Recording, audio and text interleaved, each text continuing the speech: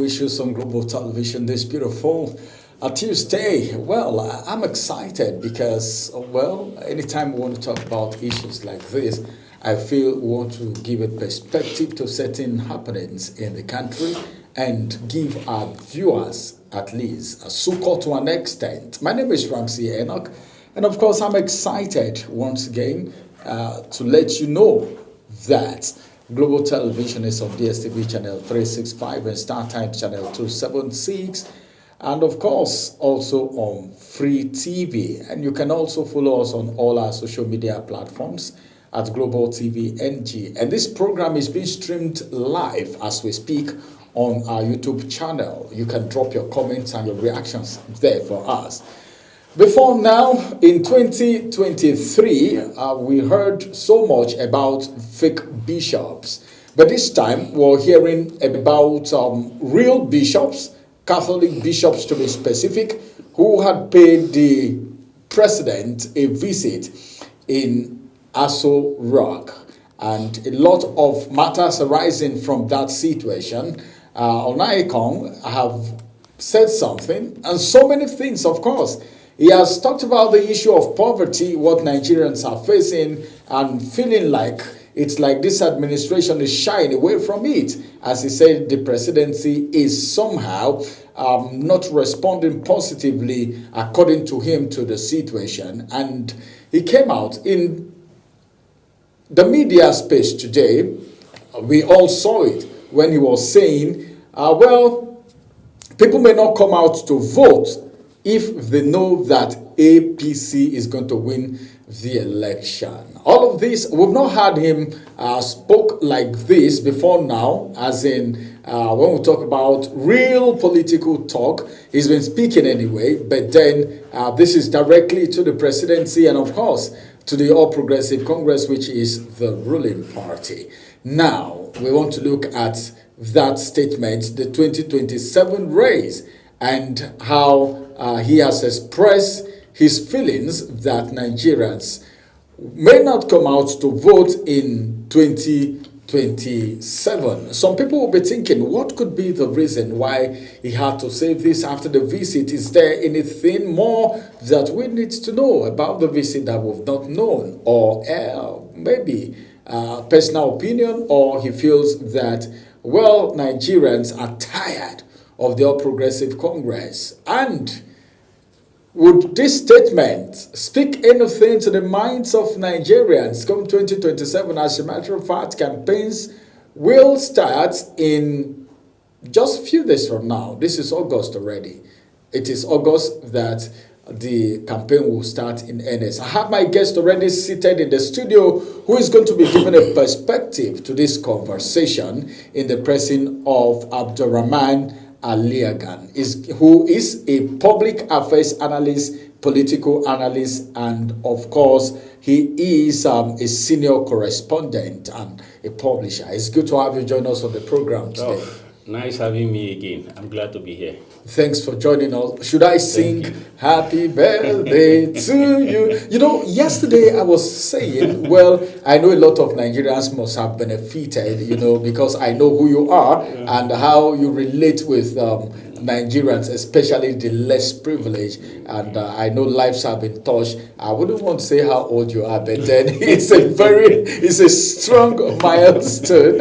And I'm happy for you, actually. So I want to say happy birthday on behalf of all the viewers, all right, of issues and global television, of course. Thank you very much, Mr. Ramsey. I appreciate it and I won't take it for granted. Thank you so much.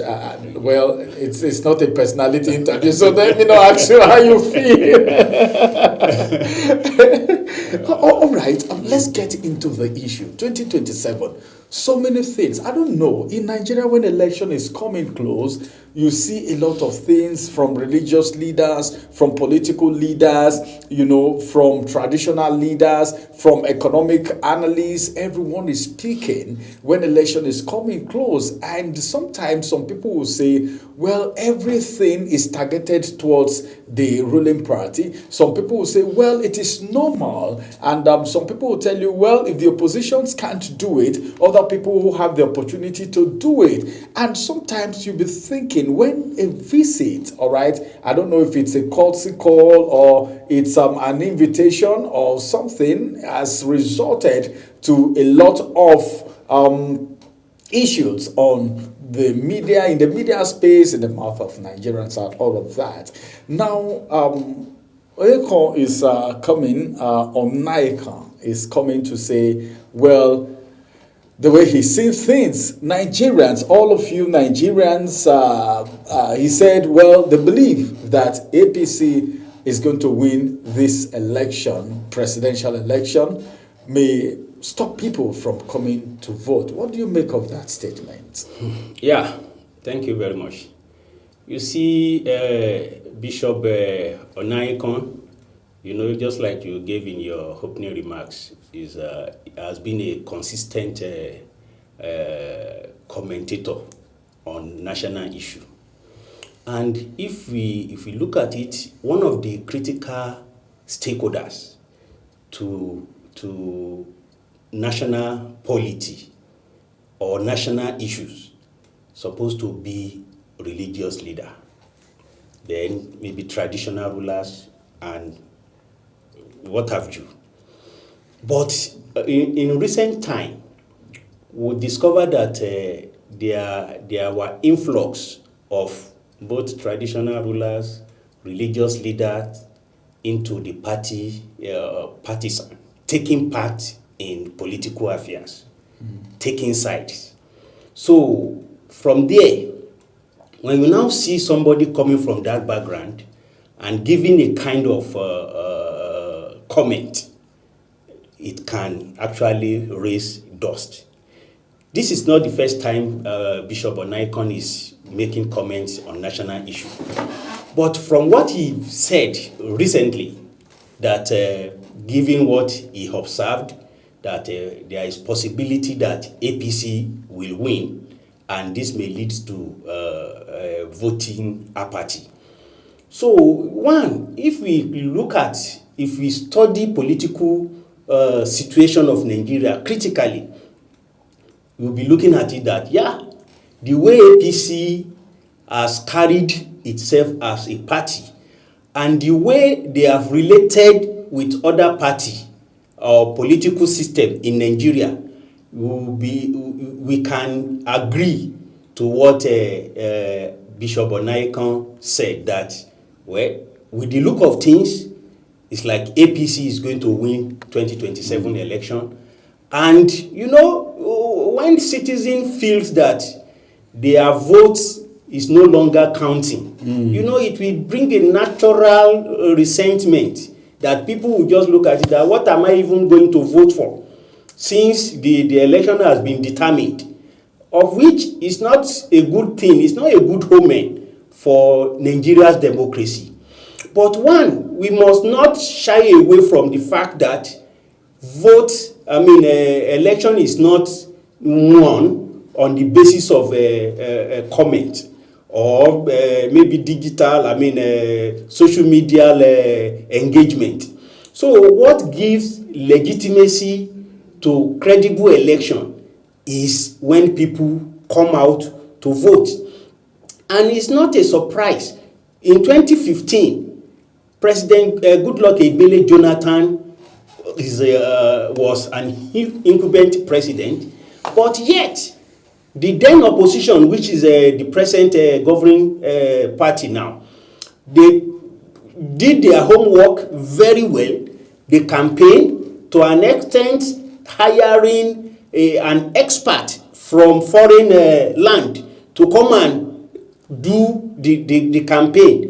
And this, even if you look at the issue of change, it is not a Nigerian thing. It was being brought by, I've forgotten the name of that expert.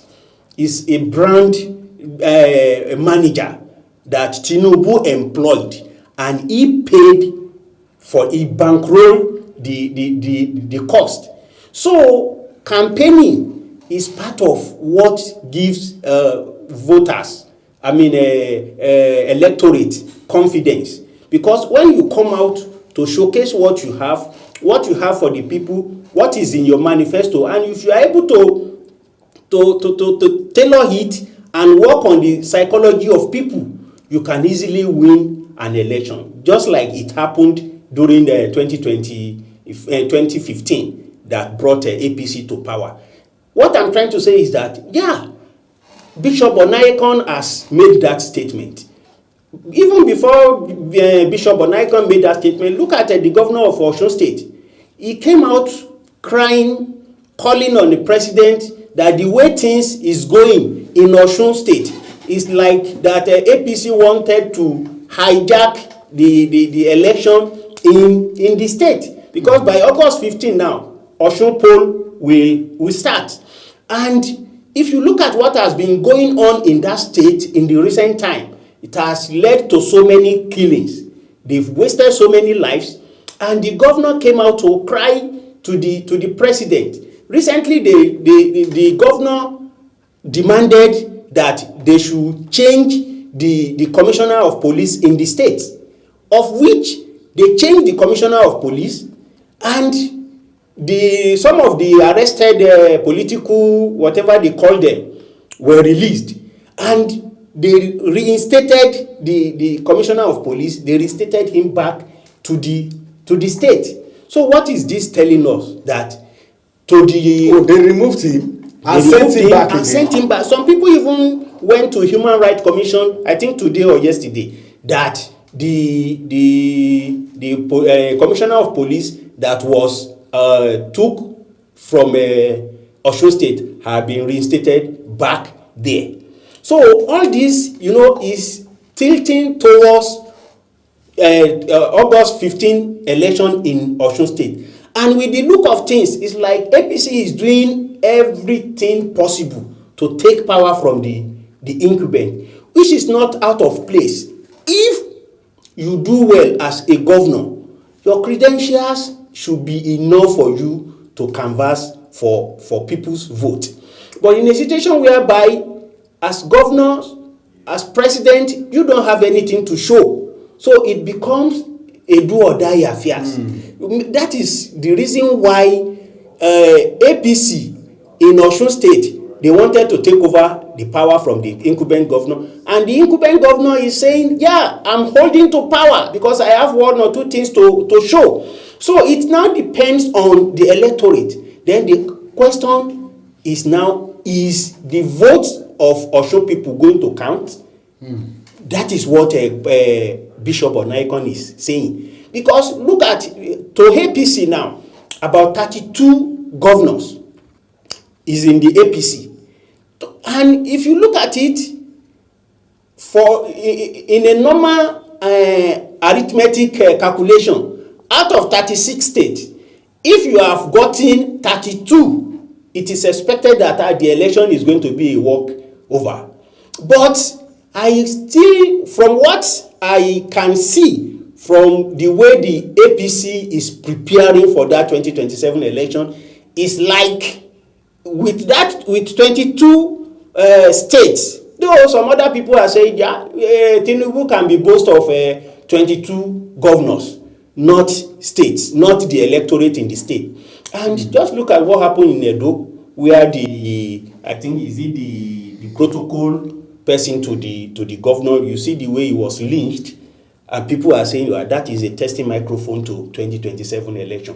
What Archbishop Onaiyekan was saying is that if you read the situation of Nigerian, political situation of our country, you can say that with President Tinubu on that coveted seat, garnered about 32 state governors, and with the power of incumbency. When we are talking of power of incumbency, the police, the security is there, the INEC is there. So all these things are put together that this is presidency. And when to an extent that people are saying that President Tinubu is not Jonathan, that Tinubu will do everything humanly possible to retain that power. So not like somebody that is saying that no Nigerians' blood, what is ambition? and he gave power. Some people are looking at President Tinubu, even with the look of what is happening across the opposition party. Almost all their opposition party are in disarray now as we speak. The only one that we can say that, yeah, it can give maybe a good fight is PDP. And today, PDP that is backed with by Wike is telling Nigerians that they don't have any presidential candidate, that it is Tinubu that is their candidate. And when I'm seeing this for the first time. Yeah. Does that not look like a one-party system That, in motion? You know, some opposition party, they have been crying about, making Nigerian one state party, where the Mr. President or presidency came out to debunk it, that there is no one party system in Nigeria, that Nigeria is still regarded as a multi-party country. So, but if we study that situation, you will give credence to what Bishop Onaikan was saying. But as Nigerians, we shouldn't lose hope. Our votes can actually count, because we shouldn't just vote and go home. We can actually defend our vote. If we defend our vote, anywhere the pendulum swings, then we take it, because it is election. It shouldn't be a do or die affairs. So, but the beauty of any democracy, it is when electorate are mobilized to vote, and when their vote is counted, that is when we can say this is credible election. Anything falls short of this, honestly, is no longer democracy. What about the poverty debate? The presidency is saying the issue of poverty that the bishops brought up, that is not what they were saying. What do you think about that? Because this administration will always tell you that, well, the hunger is not as you think, it's not as it's been projected, it's not the way it is being said, that people are amplifying it, that the economy has improved to an extent, it's going to get better, but it may not be anytime soon, there's going to be light at the end of the tunnel. Then the bishop came up with that issue of abject poverty again, and it's part of what the federal government is saying is not correct. Yeah, you see the issue of poverty and Nigerians. You know, I happens to be an advocate of, let us demystify the political, office holders, so that all these incentives that are attached to all these political offices should be demystified, should be removed. Anybody that is coming to serve the people, we know that, yeah, he is coming to serve. But the way we are looking at political position today is like we are struggling to get to that position and go and cut our own part of the national cake. The reason why presidency can be saying that poverty is not as much as the way Nigerians are amplifying it is because they are not part of the people on the street. They didn't feel it. They don't feel it. Mr. President, as richer as he is, he still depends on Nigeria's tax money to foot anything he's doing. Either his food, his hospital bill, cost of his movement, everything is still being bankrolled from the national purse. And likewise, other political office holders, the moment they appoint you to held any position, political office now, all your personal expenses, even up to the maids in your house, is on the neck, is being cut from the national purse. So the moment this is out of it, if they demystify political offices in terms of the incentives that are attached to that office, so some of them, they will know that there is hunger in the land. So for anybody to come to public space and saying that there is no poverty on the land, in the land, honestly, that person may not be saying the truth. Yesterday, I celebrated my 50th birthday, and I tried to package food, cooked food, that I took to somewhere to distribute myself. I know. I can see the way people, yesterday was all rain. People still sat in that rain. You were still expecting somebody that is going to come and do almsgiving or the other. So for anybody to say there is no hunger in the land, that person may not be telling the truth. And it's part of what is even weakening our political system. Because somebody told me that one governor, I don't want to mention the name of the state and the governor, that he said that when it is about a week or two to election, that he has up to 15 billion to spend. And either we like it or not, people that they don't have what to eat, if anybody is offering any amount of money, no matter how small, no matter how big, people will kill and they will turn to the tune of that person. So for anybody to be saying that there is no hunger, that Nigeria is just amplifying it, honestly, that person may not be telling the truth. In fact, such a person should be called out, because that means it's not in tandem with the reality of things in Nigeria. How can somebody, even the statistics shows that Nigeria is the headquarter of poverty in the world. So what are we now saying? Just go outside there. If you move between one pole or the other, you see somebody that is begging, that he needs one naira or 2 naira to get to where he's going. So, and when you look at these people, they are able-bodied person that actually, if it is well with our country, they shouldn't be begging. So honestly, for somebody to say that there is no poverty in the land, the person is not saying the truth. That is, and it will have multiplier effect on the general election. That's true. See, this 2027 election, while you were speaking, I was just looking at the Osun election that you talked about. The issue of imposing somebody on the people, all right, what is the negative impact of it? Because number one, if you impose someone on me, there could be reactions from the people. And this is a country where we are all saying national development, unity, and all of that. The issue of imposing somebody on people, you just talked about the commissioner now. Yeah. He was removed and brought back. And the people are now crying to human rights, to different places, that they don't want him. This is service.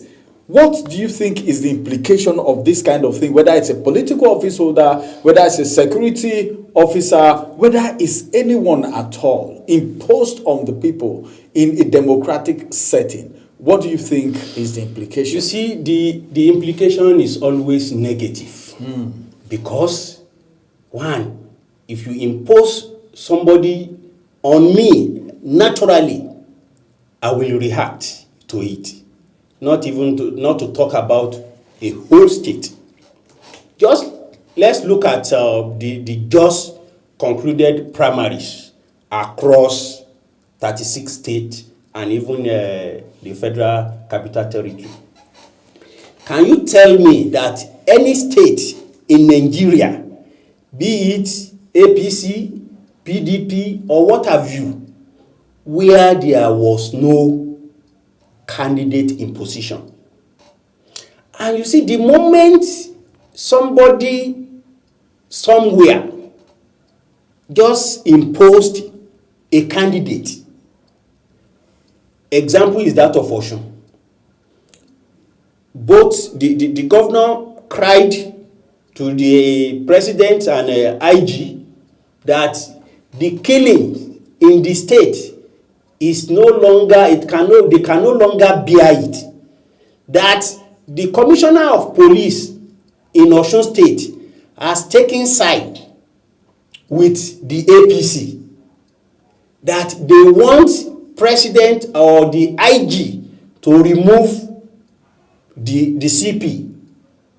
Yeah, the CP was removed. Later, the CP was returned back to the office, where the governor himself had came out to voice out that the commissioner of police is partisan. This has led to they removed him, but they is now reinstated.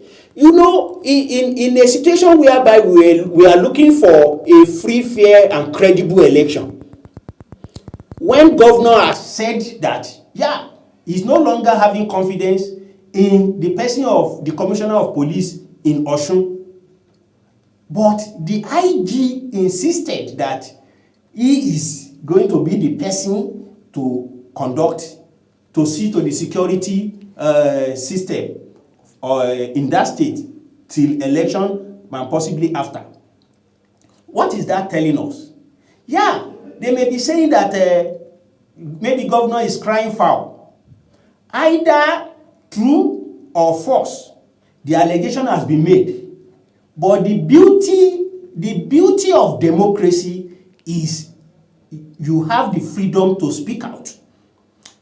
From the office of Mr. Governor in Osun State, he has spoken different times that the situation in Osun can no longer be that they don't have the confidence in the CP, but imposing, because when it has led to so many killings, if you look at the way the lives that has been wasted, all in the name of prosecuting 26 August 15 election in Osun State, you begin to look at it. If we kill everybody, who are we going to be governed? And Osun State is like strategic to Mr. President. You know, like any other political parties, you'll be working on how to win an election. And you bring all arsenals to the field. So the IG has returned the CP back to the state. What is that telling us? Can that CP discharge his duty? Even if he discharges his duty responsibly, will the governor have confidence in that kind of situation? Confidence in the CP? The answer is no. Either in security system, either in our political system, there is nowhere the imposition is good for democracy. The moment we claim that we are practicing democracy, the issue of imposition should be outrightly taken out of it. Because the moment the imposition still happen, still taking place, it's no longer democracy. Honestly, it's dictatorship. All right. That is does it. It's and no anything longer can come out of it. It The is Osun election may be a bloodbath field if care is not taken. I think with this now, the authorities need to do something ASAP, especially when they are already crying that they don't want certain people. That is it. All right, they should be removed. I think what I'm even thinking is that this administration should be able to do certain things to exonerate itself from certain issues that will affect their integrity. Because a lot of question marks already, a lot of people saying so many things, and more of that they are in power. So I wonder why they should return somebody that even the governor, who is the chief secretary of the state, said, no, this person is a threat to an extent. All right. Well, let's take a quick break. After this break, we'll return and we'll look at more issues, whether the statement coming from Bishop Onayekon is a leakage of private information or it is something necessary for Nigerians to know. Issues return after this break. Stay with us. Every day, we are surrounded by questions that spark debates, fuel confusion, and demand answers. From social tension, we move to personal struggles, political controversies, to everyday realities. The issues are real and they affect us all. On issues, we don't just assume, we ask.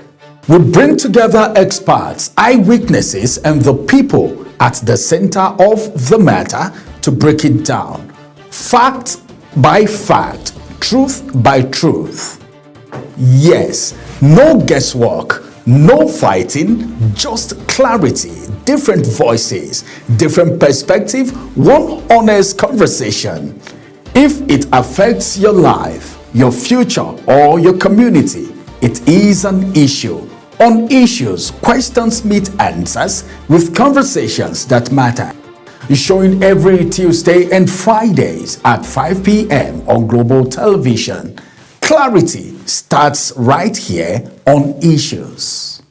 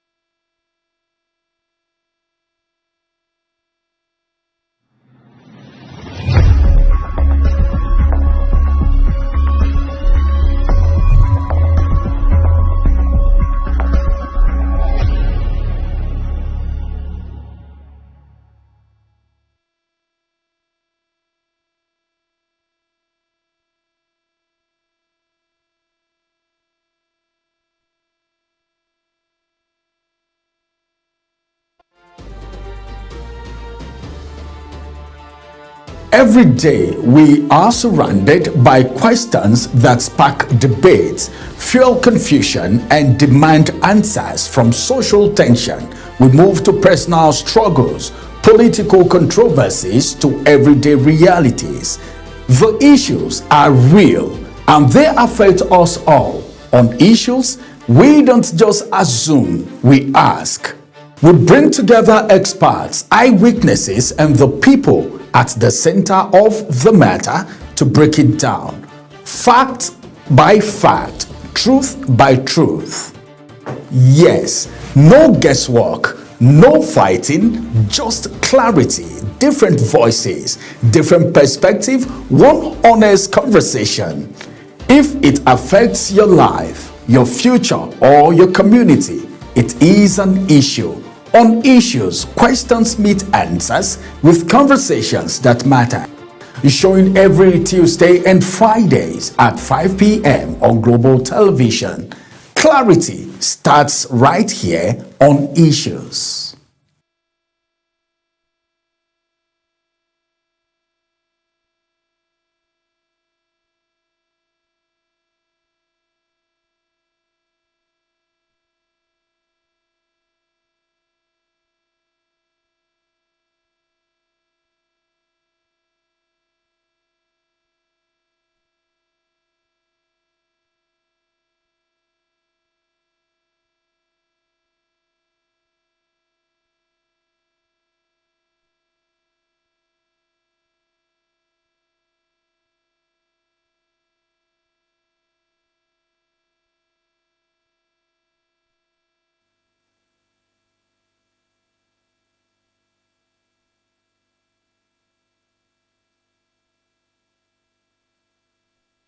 Aso Rock. The presidency say, well, it was a private meeting.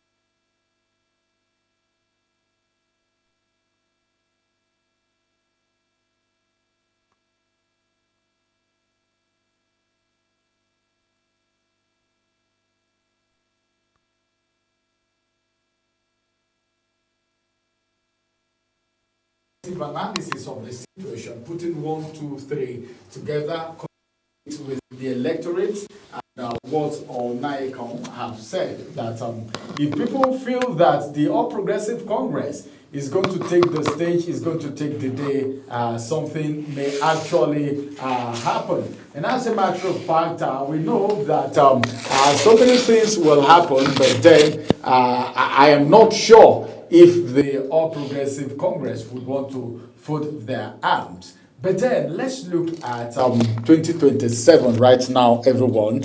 A lot of people are saying so many things. You said something about opposition and you said, well, all things being equal, the People's Democratic Party is supposed to be the ones that should be the strong opposition. And some other persons will tell you, well, the way APC came together, all right, different political parties came together to form APC, and they came and pushed the PDP aside. Because I can't remember, they said one PDP, very strong stakeholder, said they were going to be there for some number of years. For how many years? 50 years, as a matter of fact.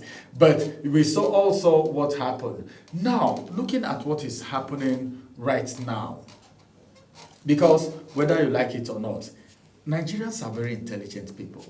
The electorates are seeing all of these things that are happening.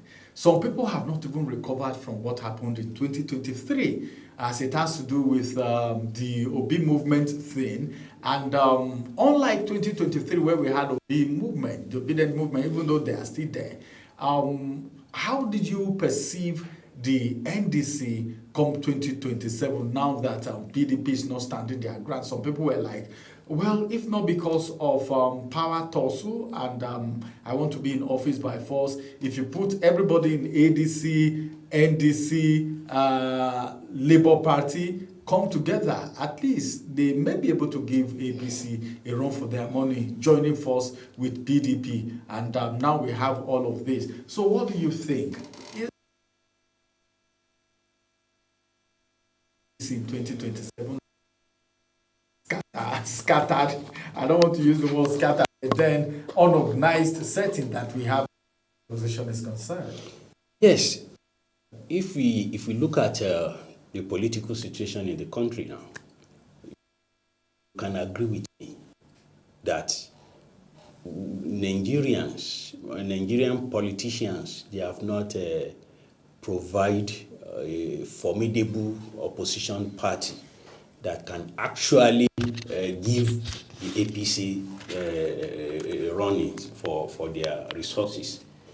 Because one, they have stayed long, very long in litigation.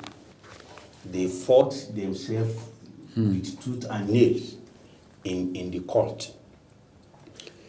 If we are looking at NDC that appears to have emerged from a new horizon, but if we look at what is happening, I can tell you for a fact, Obi and Kwankwanso tickets cannot send a Tinubu party. That is the fact. And you know, it is about what is available, what is on ground. Obi has influence in the southeast, maybe in Lagos too. Then we can look at Kwankwanso has Kano is a stronghold for Kwankwanso, and these are the two figures that are coming together to bring life to NDC in terms of credible opposition.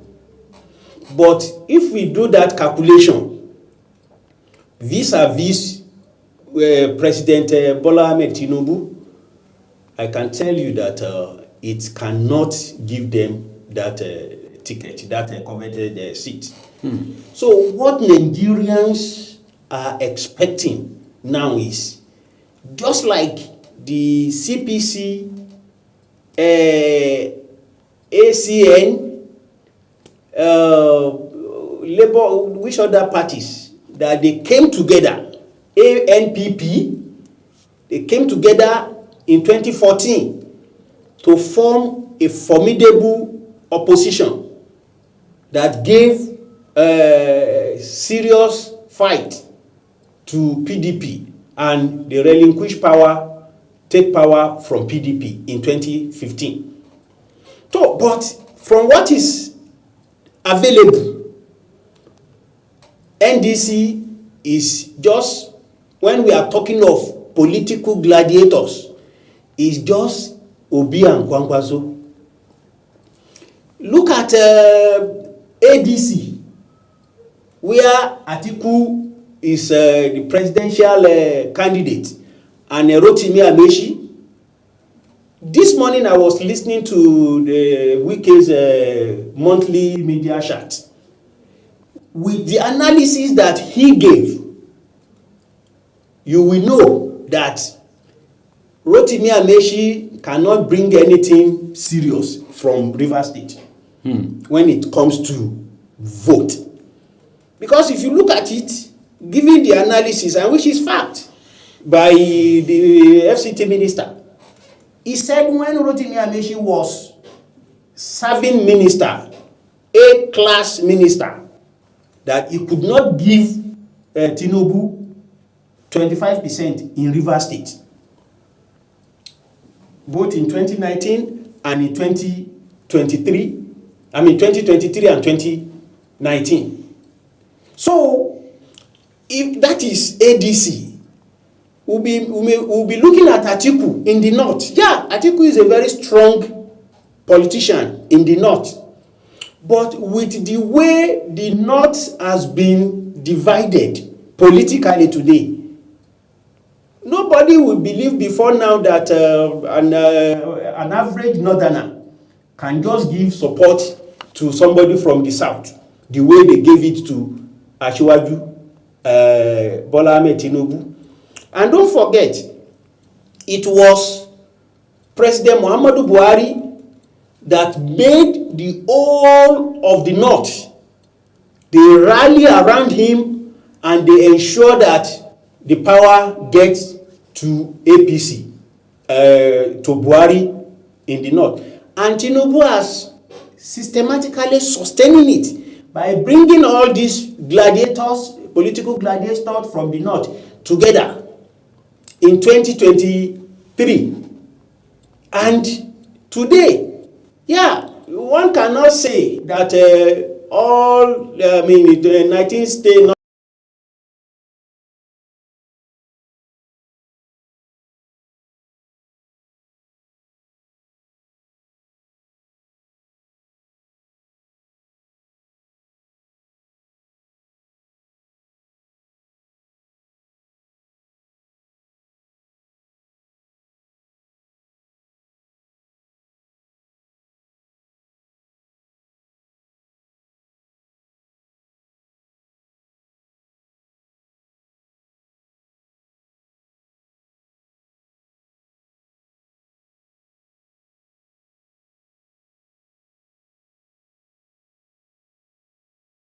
So when we are talking of formidable opposition front, as we speak now, honestly, we cannot say that any party among these opposition parties can give a good run to, Tinubu in 2027.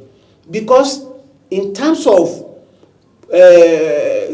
political structure, yeah, APC had gained a good structure by having 32 governors across Nigeria, remaining only 6 and the FCT. And if you look at FCT is already for Tinubu. So for people that are saying that they have not seen any credible opposition party that can give the ruling party a good fight in 2027, honestly, they are not saying what is not feasible. Because from what we have seen from the political analysis, we've discovered that Tinubu is still in charge, unless if all these opposition parties can come together and form one, to come together under one party, just like APC did in 2014 that led to their victory in 2015. So without that, honestly, we should be, all other opposition parties should be preparing against the 2031. All right, you just said something just now, and we were doing a statistic of not, whether I think we have statistic. I think there is a statistics that we have of registered voters, Kano, and some other places, and of course for the statistics, we have Kano as the that is voters registration top 10 states. We have Kano as the highest, followed by Lagos, Sokoto, Imo, Osun. Then we have Borno, we have Jigawa, we have Delta, and we have Edo, and we have Taraba. Somebody was saying something. I think MCR can display this voters registration top 10 for us, so that our viewers can see that. Somebody was saying something, and the person said, well, Atiku's place. Then you look at Amechi's state, talk of Rivers, and you talk of that the number of voters registered, they didn't make it to the top 10. I think Atiku is Adamawa also, then Rivers State for Rotimi Amechi. Yeah. But then, apart from that, MCR, can you display that registered voters for us so that our viewers can see it? With this, do you think this have anything to do? Because during the election, people will be calculating permutation. Okay, how many does Kano have yet? How many does and they said it's a game of number. Yeah. Do you think number have really anything to do so far? Look at what we have. Kano. Kano 465,964. You see Lagos. Wow, Lagos too. Lagos is second. 350,000. Yeah. Then you see Sokoto. You see Imo. You see Osun, Borno, Jigawa, Delta, Edo, and Taraba.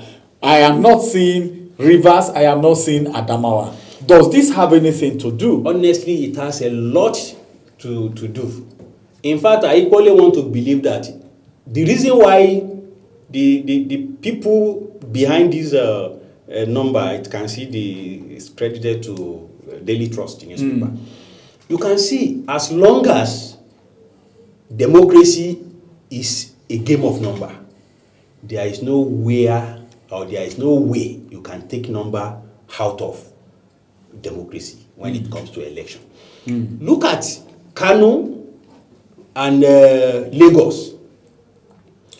We look at it that Kano, that Kwankwaso has a very good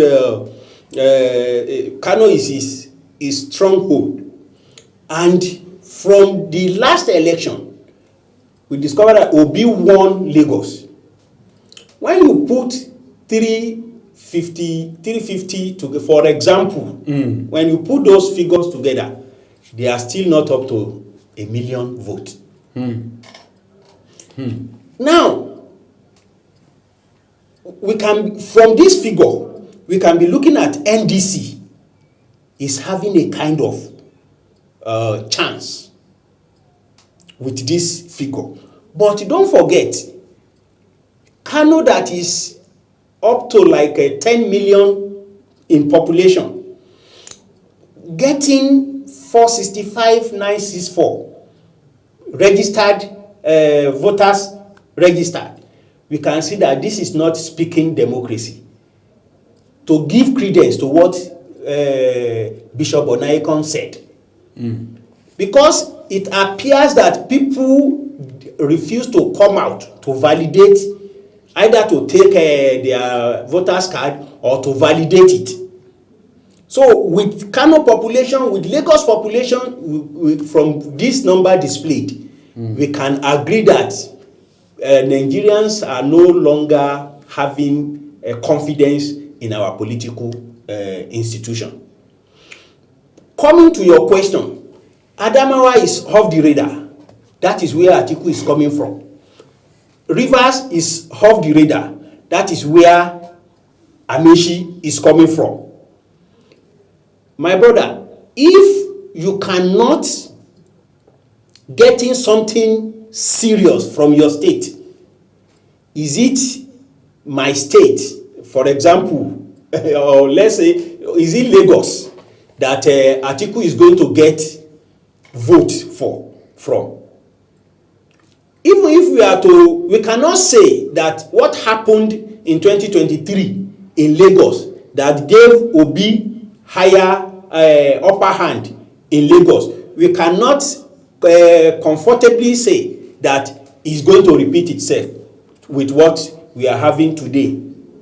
You know, that time it was a contest between the somebody that is coming, not somebody that is already seated in that corridor of power.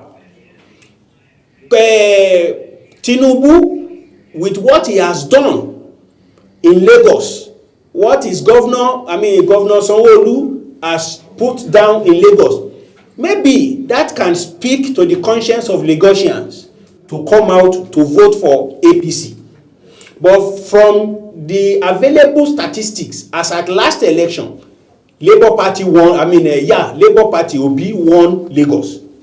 So if Obi can win Lagos, if he won Lagos last election, we cannot say that he's going to win Lagos this by 2027. All right. Unless maybe he engage them, campaign, how he did it that time, he come to do it. But from the figure displayed, Atiku and Amaechi, that is to tell you that ADC is off radar. From this number. Oh, okay. All right. Well, I wish we could go further.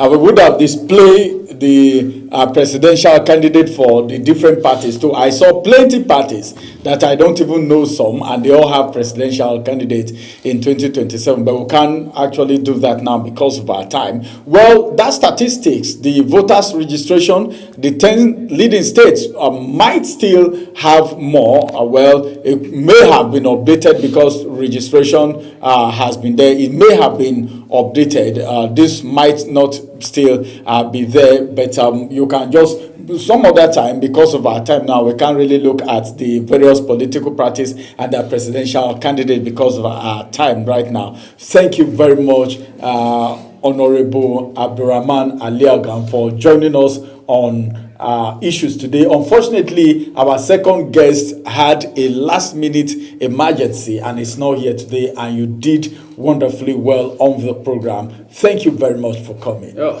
thanks for having me again, and thank you, listeners. All right, happy birthday to you, listeners. Don't worry.